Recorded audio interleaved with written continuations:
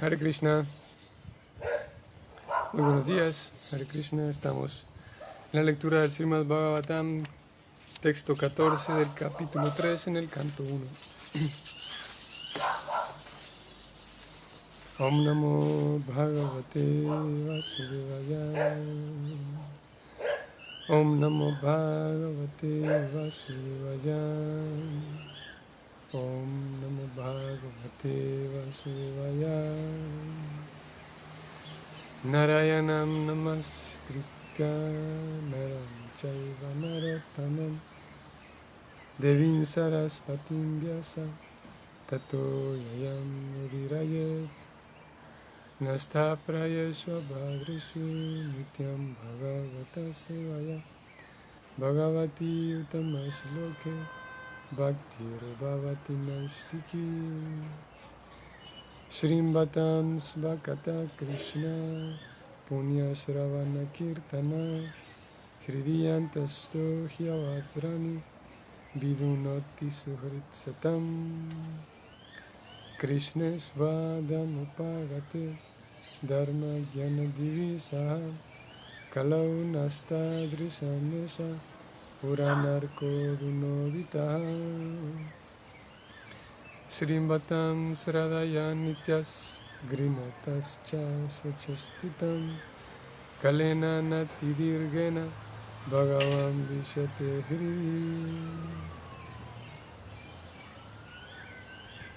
Hare Krishna. Estamos entonces en el texto 14.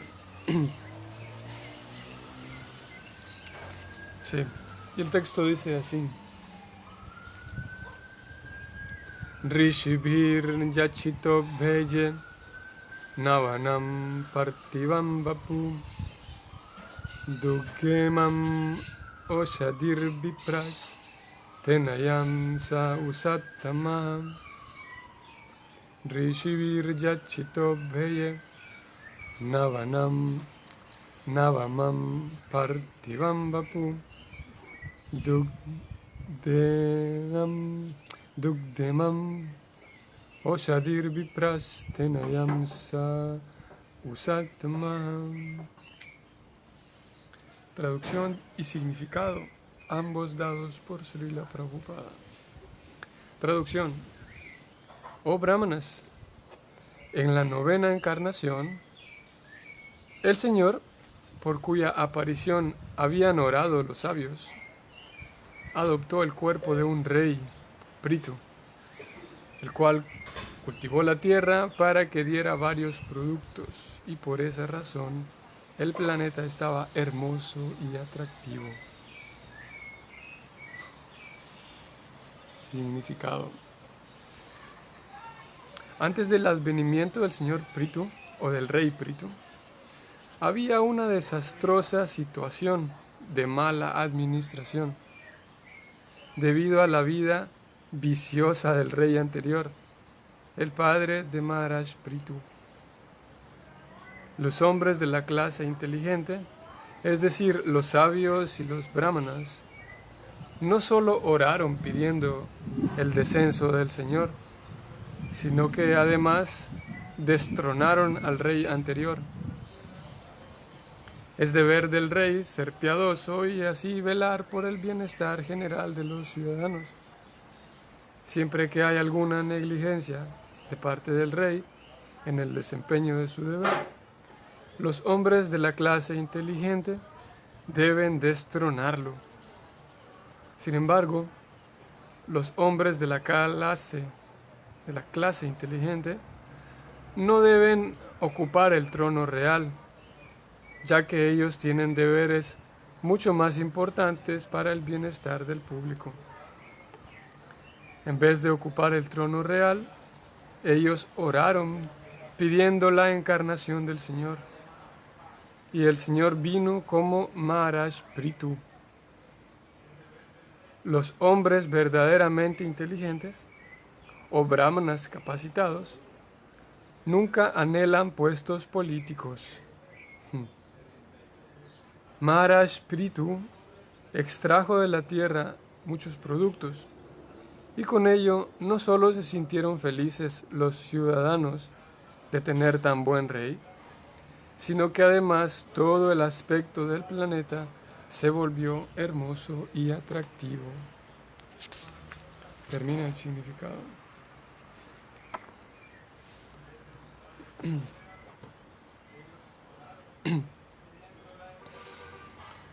Om Ajnana Timirandasya Yananyana Shalakaya Chaksurun Militam Yana Tasmai Sri Gurave Namah Sri Chaitanya Manovistam Stapitam Yena Bhutale Swayam Rupa Kadamahyam Tarati Swapadantikam.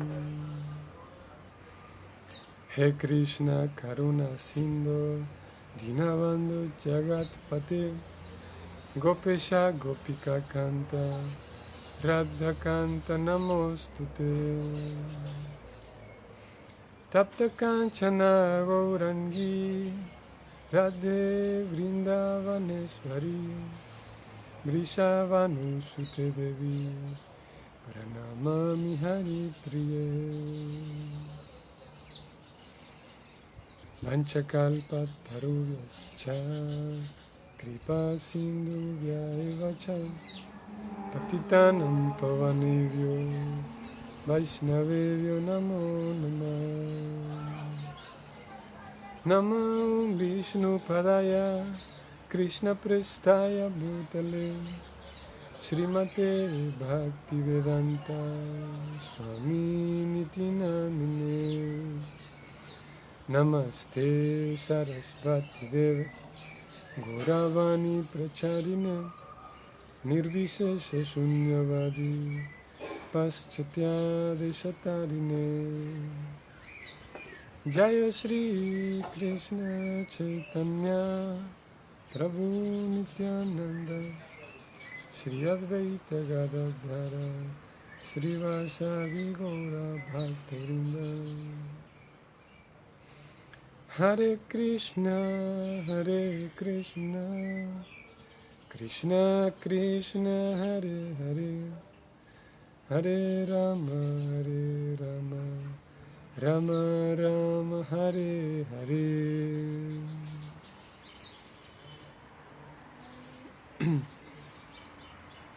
Así que el rey Prithu.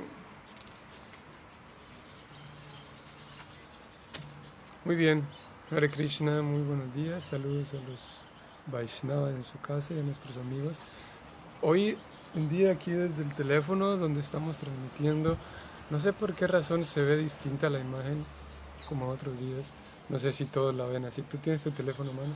Bueno, no importa, solo es que en mi teléfono se ve extraño, se ve bien pero se ve distinto, no sé si todos lo verán así, pero con tal se escuche, que es lo importante. Así que tenemos la novena encarnación, Prithu.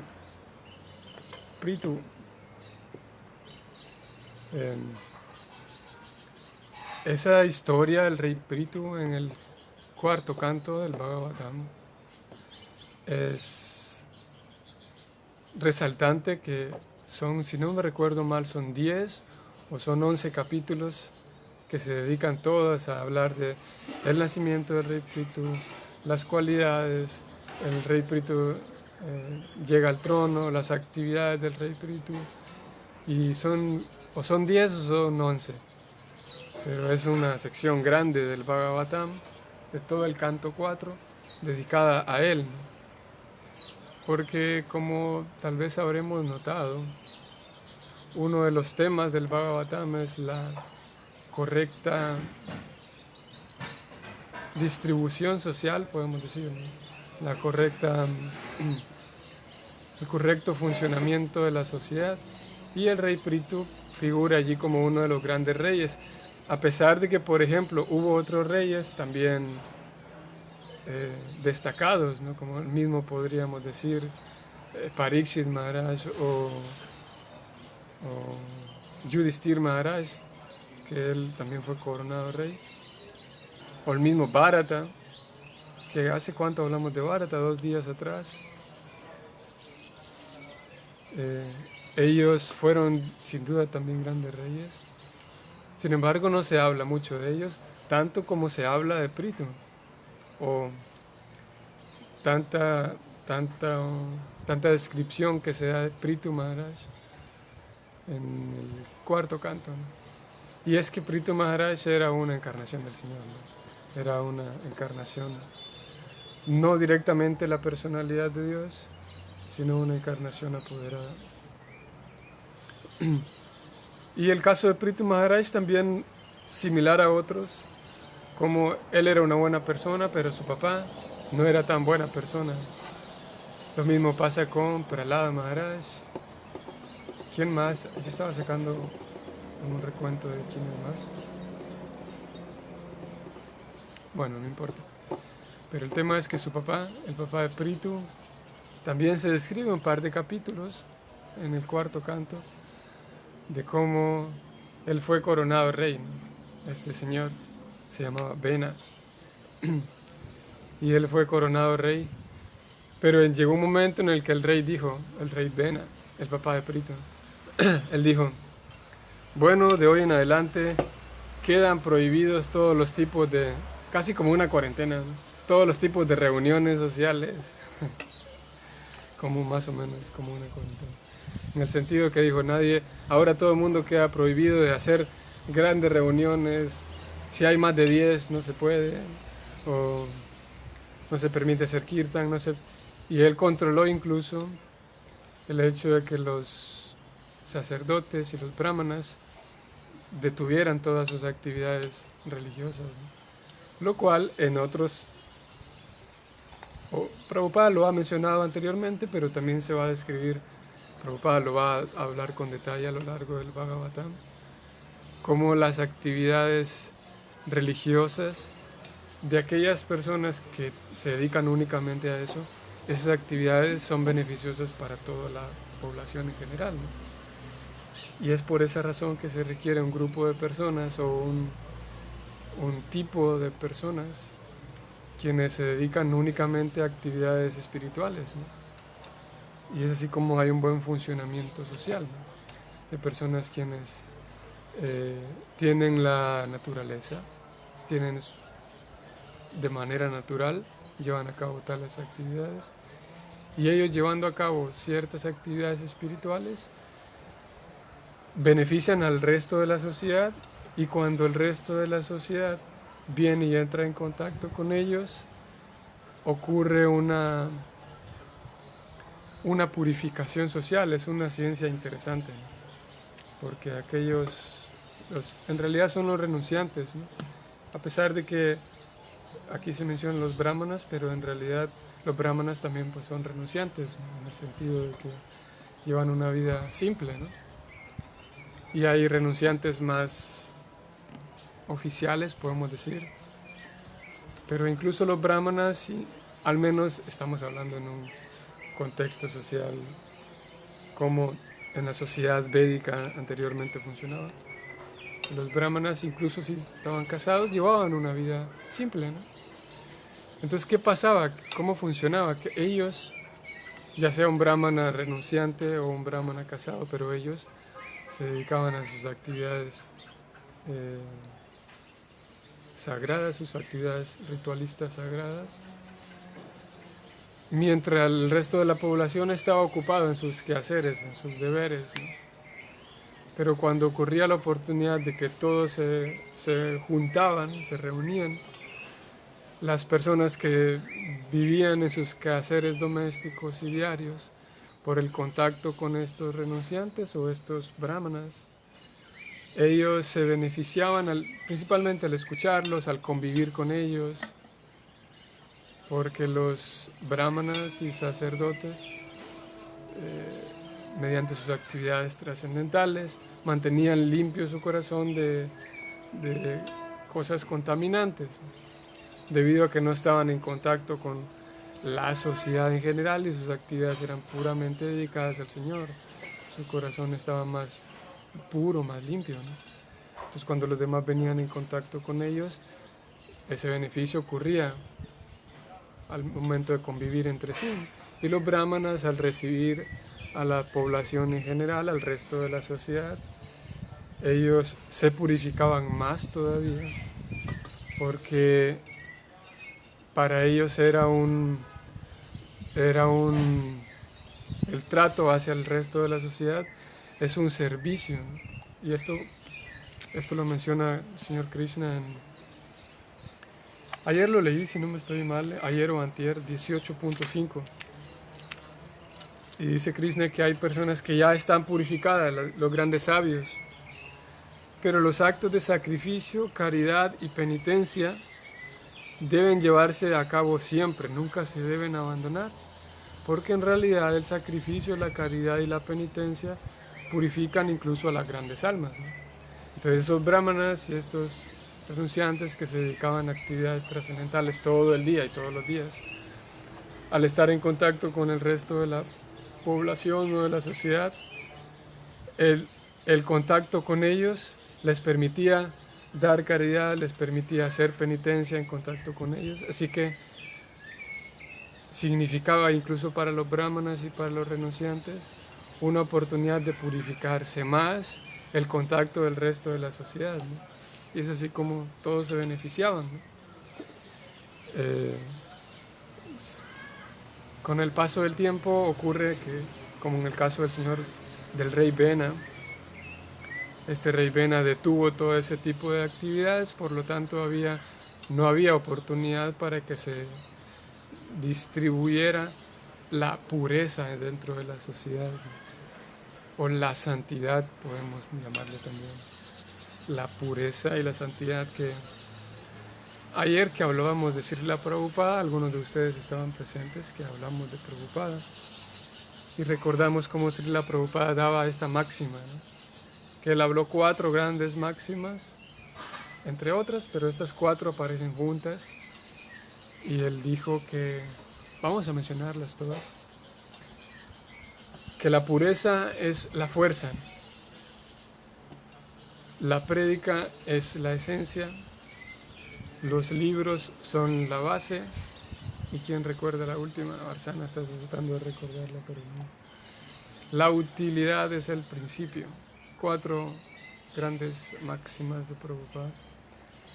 La pureza es la fuerza, la prédica es la esencia, los libros son la base y la utilidad es el principio. Y si analizamos esa primera, que la fuerza es la pureza, o la pureza es la fuerza, podemos ponerle un sinónimo también para tratar de ampliar la comprensión y podemos decir que la santidad es la fuerza también, en un sentido. La pureza se refiere también a la santidad, ¿no? Si tratamos de cultivar cualidades de las personas santas, esa santidad no es que uno es o un santo o un... ¿Cuál sería el antónimo? No, muy, muy cruel, vamos a terminar llorando todos. Un santo o un malvado. Un no santo, dice persona. No es que todo es así, o 100 o nada, ¿no? No es que o eres santo o eres santa, o eres un pecador malvado, vil, oscuro, sino que todo el proceso del servicio devocional consiste en desarrollar cualidades de las personas santas, ¿no? Y es por eso que Krishna describe en el capítulo 13 las cualidades del conocimiento. Y más adelante, Chaitanya Mahaprabhu describe las 26 cualidades del Vaishnava. Así que todo el proceso consiste en desarrollar cualidades que nos acercan a una plataforma de pureza, que nos acercan a una plataforma de santidad. Y desarrollando o cultivando santidad, lo valioso, no es lo valioso, pero una de las cualidades, si la santidad ya es una cualidad en las personas, la santidad en sí tiene otra cualidad, y es que esa santidad esa pureza pues se expande, ¿no? Purifica a los demás, en la medida en la que se hace conscientemente, ¿no? En la medida en la que un ambiente es puro o es santo, podemos decir, ese ambiente es atractivo para todos, ¿no? Y el cultivo de conciencia de Krishna consiste en eso, en desarrollar esas cualidades. Ocurre que algunos, como la mayoría de las personas, es así.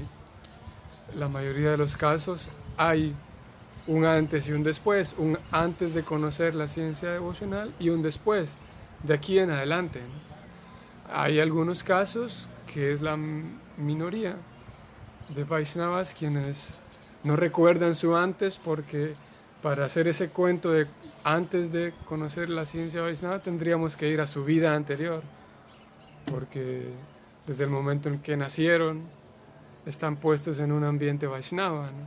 Nacieron en una familia Vaishnava. Así que ellos no pueden decirnos, o sí nos podrían decirnos cómo era su vida antes de conocer la ciencia devocional, porque tendríamos que ir a varias, o al menos una vida atrás, ¿no? Pero la mayoría de nosotros podemos recordar, ¿no?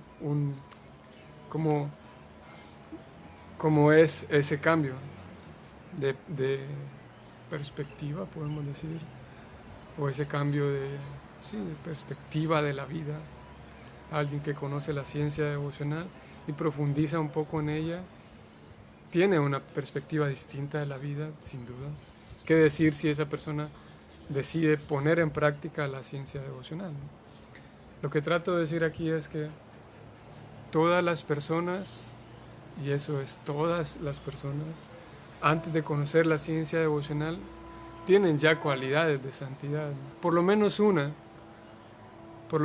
cualidad debe haber, porque si no hubiera ninguna cualidad de santidad, entonces no hubiera el deseo de acercarse a Krishna.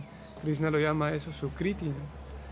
Y si alguien es Sukriti, o se le puede poner ese adjetivo, capítulo 7, si alguien es Sukriti, por lo menos una cualidad buena tiene. Por eso se acerca a buscar la verdad, ¿no? ¿Dónde está? 7:16. Chatur Vidha Vayantemam Yana Sukriti. Sukriti no Arjuna. Entonces todas las personas tienen cualidades, al menos una, ¿no? Hay personas que tienen más, ¿no? Y en el intento de ir estudiando la filosofía de conciencia de Krishna, es valioso, te lo menciono porque sé que algunos de los Vaishnavas, quienes están escuchando, van entrando como dice Prabhupada en el Néctar de la Devoción, van entrando a la casa del Bhakti. Y es valioso reconocer qué cualidades de santidad, qué cualidades de la pureza, de alguna manera yo ya poseo, tal vez no a gran escala, pero en cierta medida, ¿no? Para no tirarlas a la basura, ¿no? Porque hoy ocurre menos hoy en día. Sin embargo, está ese peligro de que, o principalmente esto ocurre con aquellas personas quienes deciden vivir en un templo tal vez, pero ocurre para todos, que como la ciencia devocional nos marca una gran diferencia entre vida trascendental y vida de actividades materialistas, los libros nos marcan esa gran diferencia entre actividades espirituales y actividades egoístas. Podría parecer que solamente de aquí en adelante mis actividades tienen valor, y de aquí hacia atrás no había nada bueno en mi vida, ¿no?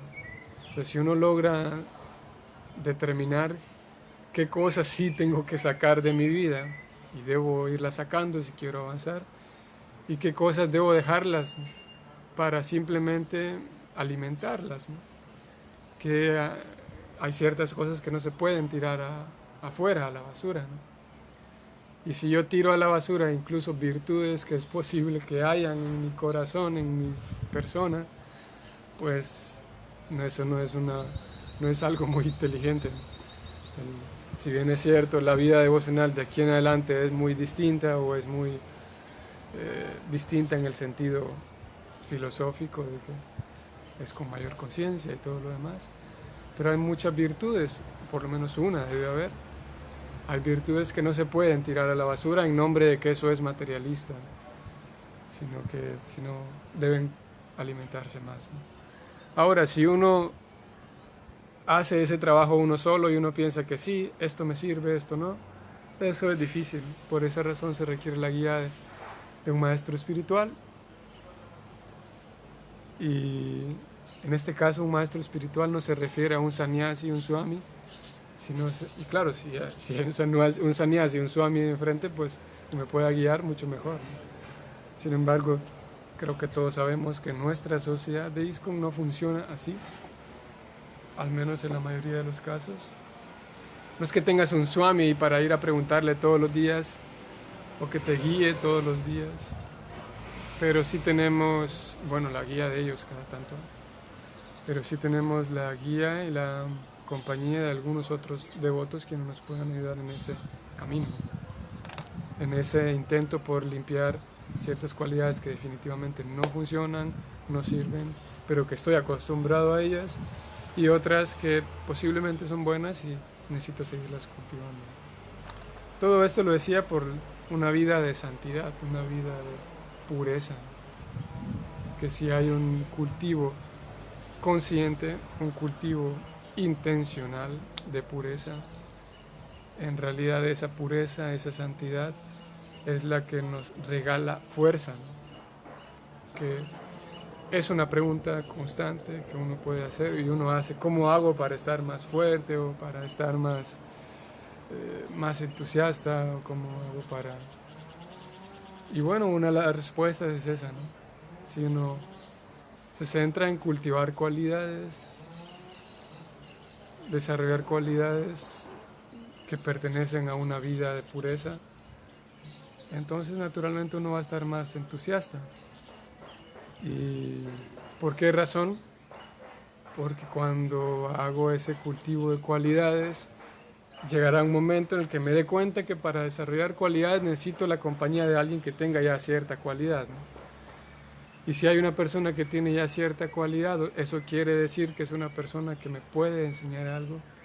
Y si me mantengo siempre en compañía de personas que van más adelante, mi entusiasmo va a estar más vivo. Y por supuesto, no es que hay días naturalmente, y esto no sería bueno que lo idealizáramos, de que hay días naturalmente en el que tenemos un cuerpo físico, un cuerpo sutil, y hay días en donde uno está más cansado, por ejemplo, ¿no? Hay días en donde hay dolor de rodillas, por decir algo, donde tienes un dolor de cabeza, qué sé yo, porque el cuerpo físico no puede, es una utopía pensar que el cuerpo físico jamás se va a enfermar, ¿no? Te va a doler la cabeza, ¿cómo se llama esto? Indigestaste. Tuviste una indigestión y no comiste bien, o hiciste un ayuno y no te vino bien. Siempre va a haber enfermedades, o no solo enfermedades, sino molestias con el cuerpo. Y lo mismo ocurre a nivel emocional.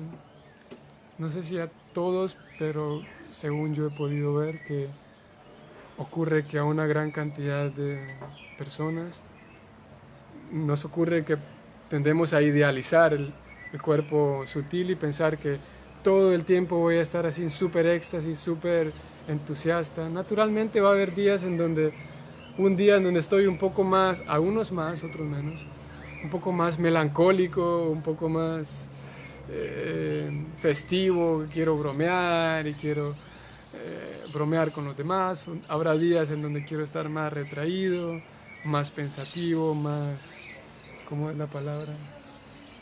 Sí, más meditativo, más introspectivo, sí.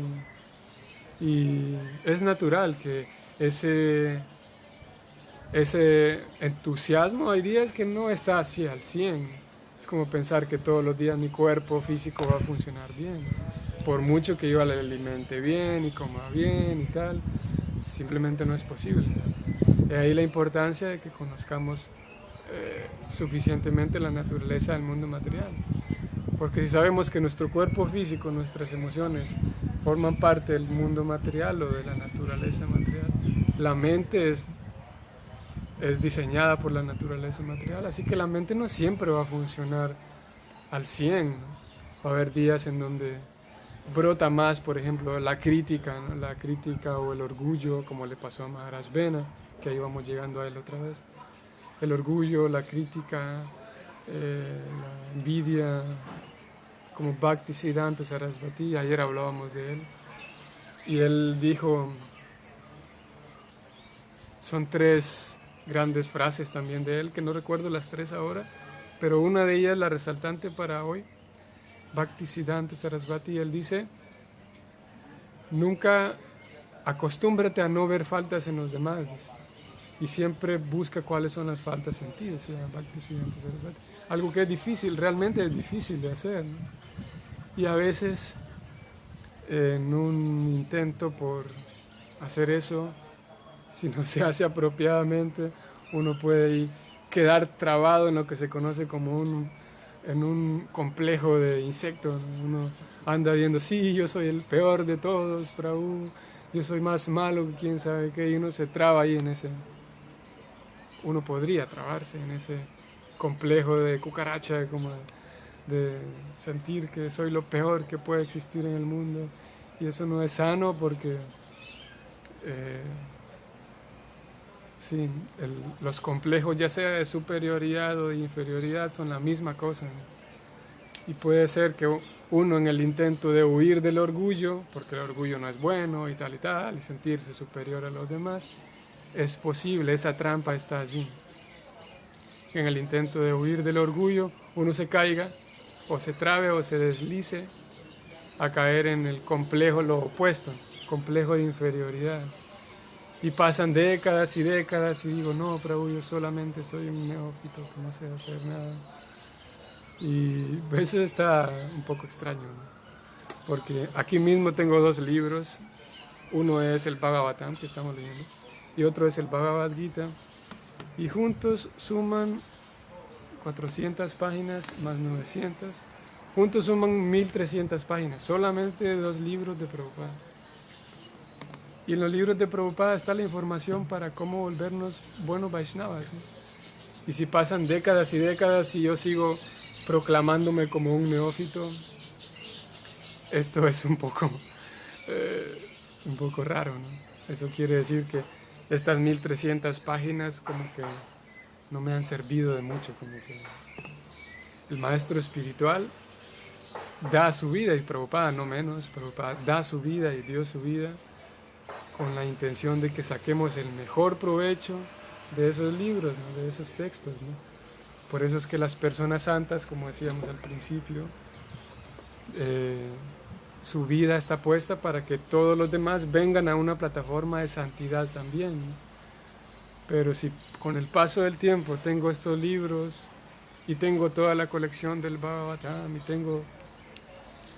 y claro, por supuesto que no todos tenemos suficiente tiempo para leer, algunos tienen diferentes ocupaciones y tal, pero de alguna u otra manera, si no hay tiempo para leer suficiente, podemos hacer ahí un espacio para nutrirnos, escuchar la filosofía de conciencia de Krishna y tratar de desarrollar una vida, cultivar una vida de santidad, ¿no? Lo cual por supuesto que no es una tarea muy fácil y no es una tarea de 2 meses, de 2 años, sino es algo de toda la vida, ¿no? Para quien quiera emprender esa tarea de toda la vida. Al mismo tiempo es satisfactoria, ¿no? Es una tarea satisfactoria, cultivar una vida de santidad. Así que el cuerpo sutil, la mente, a veces va a experimentar, en ese intento de cultivar santidad, a veces se va a experimentar, uno se va a dar cuenta que hoy estoy más, puedo ver que hay más crítica de mi parte, o más envidia, o más lujuria, más codicia, más avaricia, más locura, más ilusión, más engaño. Y a veces van a ocurrir esas cosas, ¿no? Así como a veces estoy más cansado, me duelen los ojos, la cabeza. Y solamente hay que tolerarlo. Prabhupada dice, tam stitiksa swavarata, tolerar esas cosas, porque nunca son permanentes. Y por supuesto un cultivo consciente y intencional para cómo ir trabajando en ese, si es que el orgullo está a diario y está presente a diario, ya es algo que podemos de manera más dedicada a trabajar y tratar de trabajar sobre ese orgullo, sobre la arrogancia o la limpieza o cualquier otra. Uno ya es un trabajo que cada quien debe hacer de manera individual. Así que al rey Bena le ocurrió eso, que él dijo, yo soy el rey y vamos a parar todas las actividades espirituales, porque todo el mundo habla de la adoración a Dios y eso qué, todo el mundo tiene que adorar al rey, dijo el rey Bena. Entonces los sabios, los brahmanas y los sacerdotes dijeron, tenemos que hacer algo con este rey, vamos a ver si lo convencemos. Y fueron y lo sentaron y le dijeron, mi querido rey, mire, si usted nos permite hacer nuestras actividades, usted mismo va a estar más feliz, la gente también. Y el rey otra vez dijo, ¿y ustedes quiénes se creen? Eso de adorar al Señor Supremo, adorar a los semidioses es una tontería. Ustedes tienen que adorar al rey, porque el rey, y dio todo su discurso hablando de sí mismo, ¿no? Así que los brahmanas y los sacerdotes concluyeron que no era posible por las buenas. Entonces, es muy interesante un detalle que Prabhupada menciona en este incidente. Dice Prabhupada que los sacerdotes y los sabios y los brahmanas, cuando estuvieron ya concluidos, concluyeron de que no era posible sacar al rey, destruirlo, o sea, destruir su reinado. Dice Prabhupada que lo destruyeron sin ni siquiera el uso de armas, dice Prabhupada. Lo destruyeron con sus propias palabras, dice. Muy interesante, porque a menos a mí se me hace interesante en el sentido de que cuando hay un cultivo de santidad, un cultivo de pureza, las palabras son muy fuertes, ¿no? O sea, tienen mucha potencia las palabras de una persona que cultiva santidad. Y aquí de vuelta podemos mencionar a Prabhupada. Prabhupada, y es un hecho que lo he mencionado en varias ocasiones, como Srila Prabhupada hablaba a veces muy fuerte, así supremamente fuerte y crudo sobre ciertos temas, y él lo hacía porque tenía pureza, ¿no? Y si alguien más intenta repetir esas cosas, y que ocurre, el resultado no es el mismo. El resultado es que eso no es el mismo.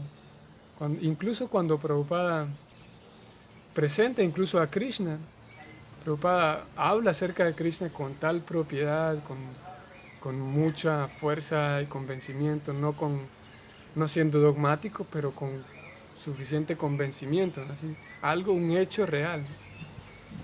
Y si yo al menos lo he intentado, y no funciona, incluso repetir las mismas palabras de Prabhupada, porque se requiere pureza. Es proporcional, en la medida en la que hay pureza, uno puede darse cuenta de que las palabras toman una fuerza. Por eso Prabhupada decía, la pureza es la fuerza, porque las palabras toman fuerza de verdad cuando hay un cultivo de pureza.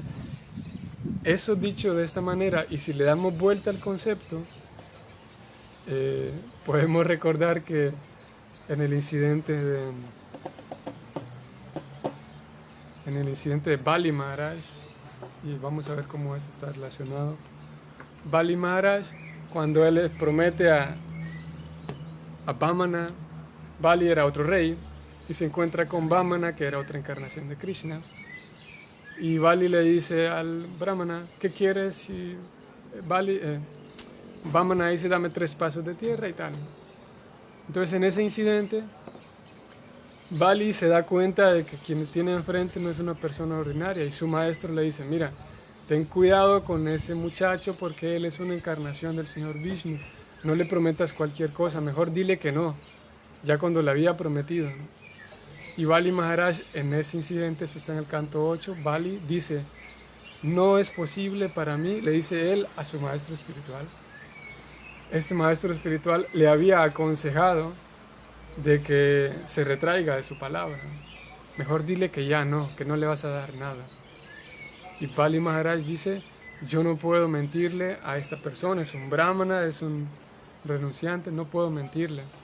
Y dice Bali Maharaj, en una ocasión, dice Bali, la Madre Tierra, ella misma dijo, dice, esto está en el capítulo 20 del canto 8, la Madre Tierra, dijo Bali Maharaj, en una ocasión ella dijo que yo no puedo soportar sobre mí el peso de personas mentirosas, dice Bali Maharaj. Y Prabhupada en ese significado dice que no hay carga tan grande para la Tierra, incluso para el universo, dice Prabhupada, que el paso de las personas mentirosas sobre la Tierra, ¿no? Y hoy en día nosotros podríamos lamentarnos del plástico en la Tierra o los árboles talados en la Tierra.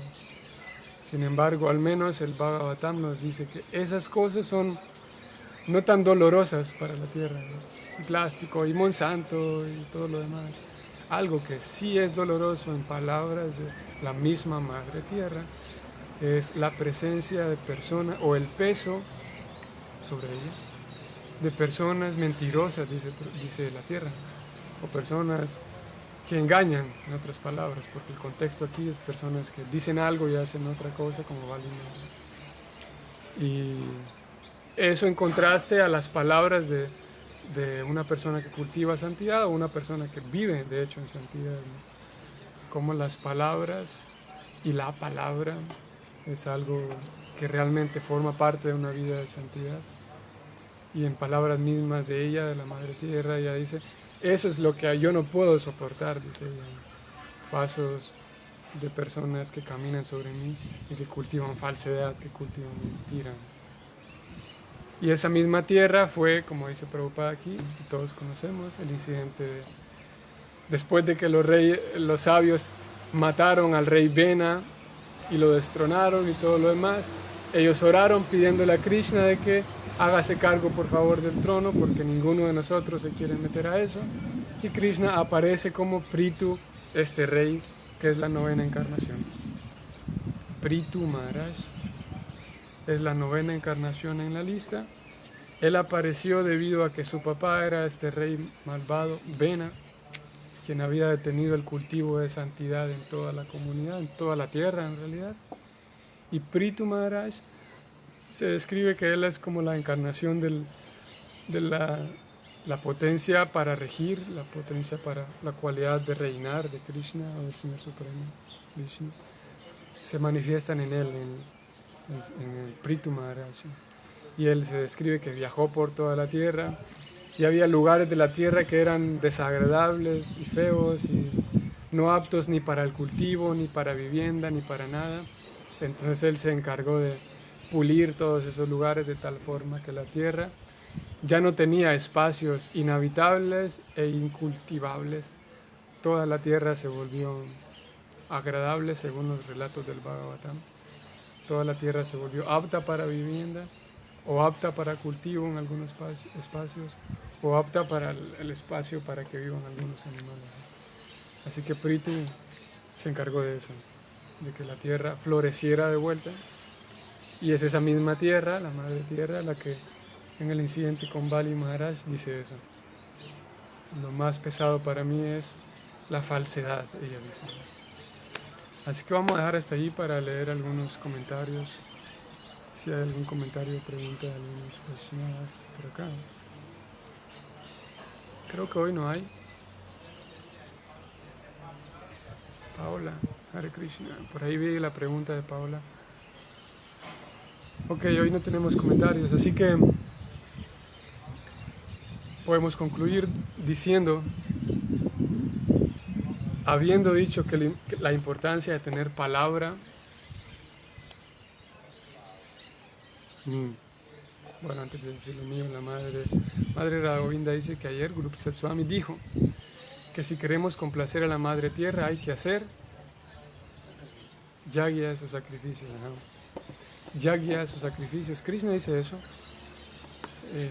Completamente cierto, por supuesto que sí. Que la verdadera forma de complacer a la tierra es hacer sacrificios. Sacrificio en el contexto de Bhagavad Gita. Un sinónimo de sacrificio es ofrendas, ¿no?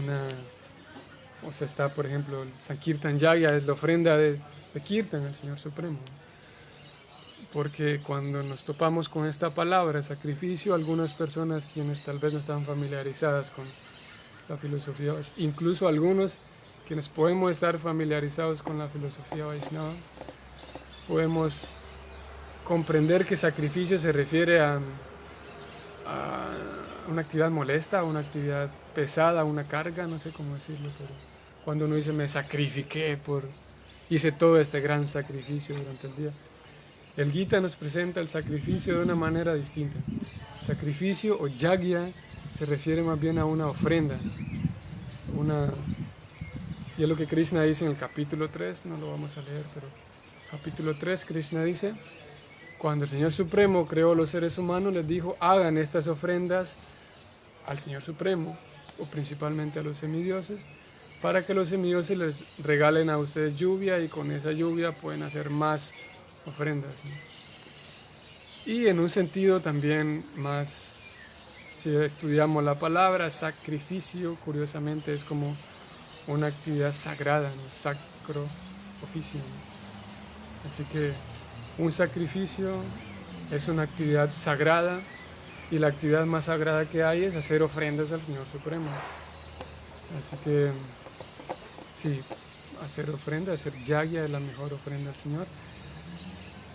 El canto del Santo Nombre es la ofrenda más completa y es la mejor ofrenda y la ofrenda en la cual debemos poner mayor atención, Sankirtan, ¿no? Al mismo tiempo hay otras ofrendas que deben llevarse a cabo también si queremos tener una ofrenda integral o una ofrenda completa. Si queremos hacer una ofrenda grande, deberemos hacer, cantar buen yapa y cantar buen kirtan. Eso es lo más grande. Al mismo tiempo hay otras actividades de sacrificio, otras actividades de ofrenda que deben llevarse a cabo si queremos tener una ofrenda completa. Y esas actividades de ofrenda incluyen hacer un servicio para los demás, hacer un servicio para los Vaishnavas, hacer un servicio para el maestro espiritual. Muy importante para quienes quieran entrar a esa esfera, hacer una ofrenda hacia Srila Prabhupada, en transmitir de alguna u otra manera, transmitir el mensaje. No solamente, y cantar el Santo Nombre es la ofrenda principal, el Sankirtan es lo principal. Si alguien quiere, se recomienda, si alguien quiere mejorar su ofrenda de canto, puede participar en transmitir también las enseñanzas del Señor a otras personas, y es lo que se conoce como que la prédica es la esencia. De alguna u otra manera podemos involucrarnos de alguna u otra forma en compartir el mensaje con otros. Esa ofrenda de compartir el mensaje con otros ayudará a que nuestro canto sea mejor, a que nuestro canto de japa sea mejor, a que nuestro canto de kirtan sea mejor. Al mismo tiempo, si alguien participa en ofrendar cosas a la deidad, eso va a ayudar a nuestro canto del mantra que sea mejor. Así, hay otras ofrendas, aparte de la ofrenda principal, que es la ofrenda del canto del Santo Nombre. Hay otras ofrendas o yagyas o sacrificios que si nosotros los llevamos a cabo, eso alimenta más nuestro canto del mantra. Si yo solamente canto el mantra y me vuelvo negligente con otras ofrendas, ese canto no va a ser sostenible, no va a ser duradero. Así que sí, yagya, ofrendas.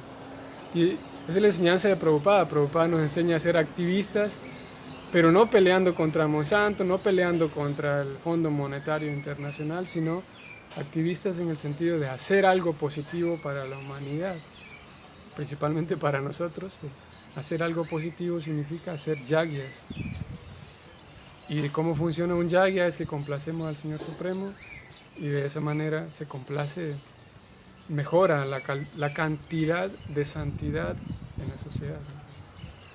Así que hay un activismo espiritual que consiste en hacer yagyas, no solamente pelear contra Bayer y Monsanto y las antenas 5G, sino hacer algo positivo al Señor Supremo. ¿Cómo lograr canalizar la mente en trabajo diario mundano, en la conciencia de Krishna, en la vida cotidiana?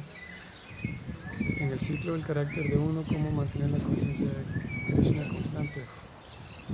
¿Cómo lograr canalizar la mente y el trabajo diario mundano en la conciencia de Krishna?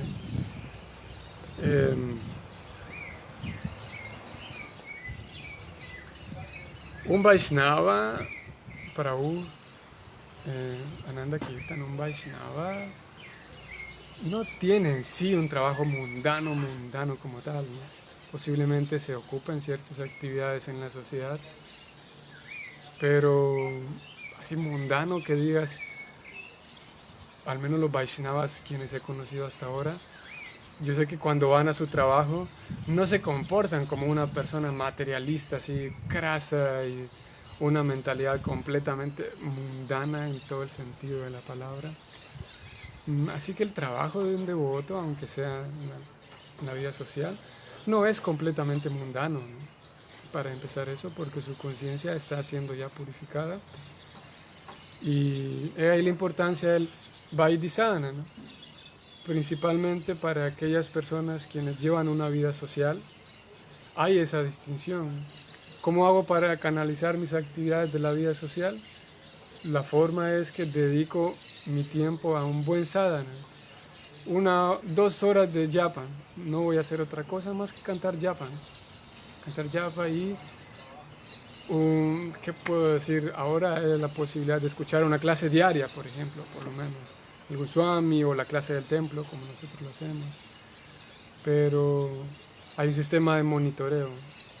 Si yo dedico buen tiempo a mi yapa y después de mi yapa, bueno, ok, voy a verme una película, qué sé yo, o alguna forma de recrear mi mente, ¿no?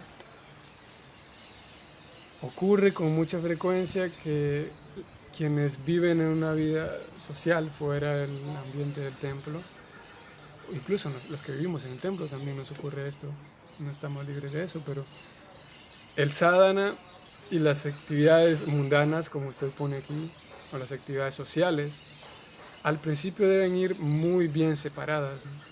En el sadhana, en mi yapa, no voy a hablar con nadie, ni siquiera voy a revisar un solo mensaje, nada.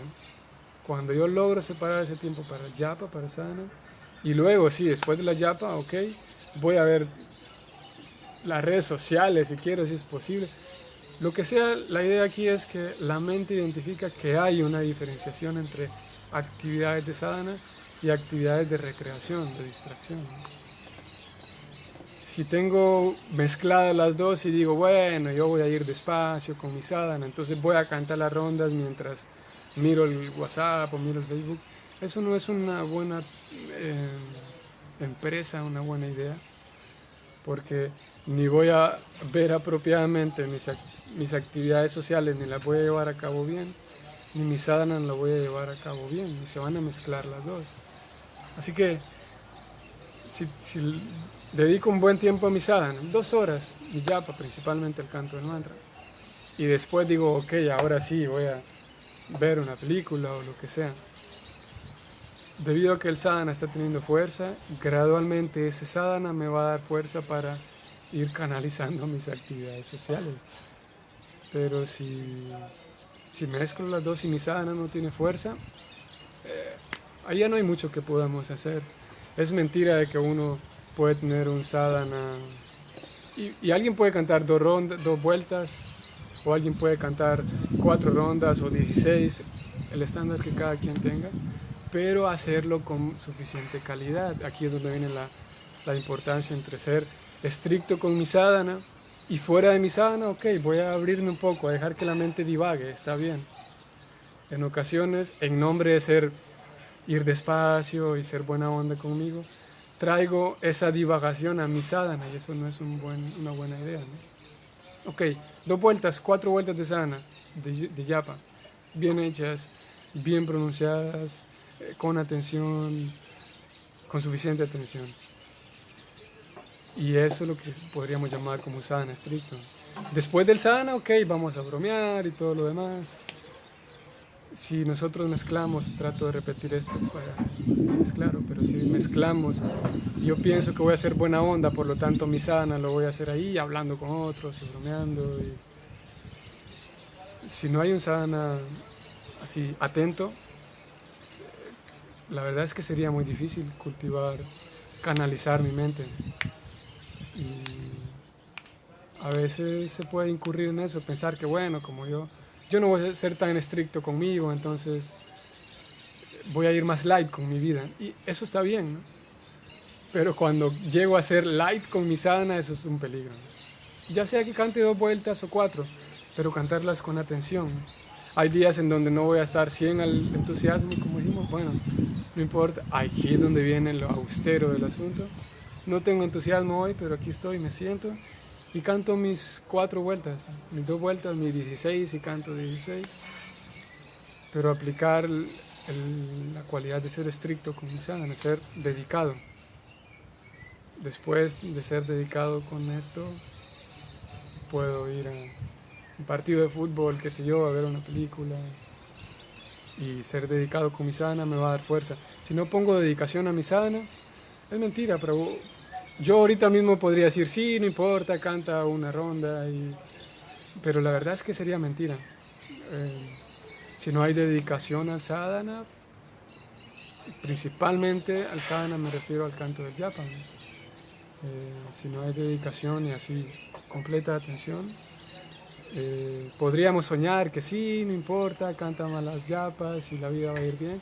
No, la fuerza viene principalmente del japa y es ahí donde está lo difícil. A veces se vuelve más, hay días en donde es más fácil, hay días donde es más difícil, pero si encontramos personas, por ejemplo, ahorita tal vez no podemos, pero si yo me relaciono con personas que tienen buen canto de japa, es seguro que yo voy a mejorar mi japa. Y si yo tengo la oportunidad de cantar al lado de esa persona y de preguntarle y conversar acerca del japa, eso me va a dar fuerza en mi japa. Y cómo contener el carácter de uno en conciencia de Krishna, buenas yapas. Aquí creo que no podría decir otra respuesta que eso, que yapas buenas en el sentido de, ya sea que las cante en la tarde porque mi trabajo no me da chance en la mañana, ok, no importa. Cantarlas en la mañana es mejor, pero ok, no importa si es en la tarde, dice Prabhupada. En cualquier momento, las rondas que yo cante, pero que sean con mucho respeto, con mucha dedicación, con mucha atención. ¿Cómo sabemos si esa ofrenda que realizamos es agradable a Krishna y a Srila Prabhupada? La forma en la que lo determinamos es que si es agradable para los Vaishnavas con quienes convivimos. Por esa razón está el maestro espiritual. El maestro espiritual nos puede decir, hey, esto te quedó mal, corríjalo. Esto no está bien, hágalo así. Porque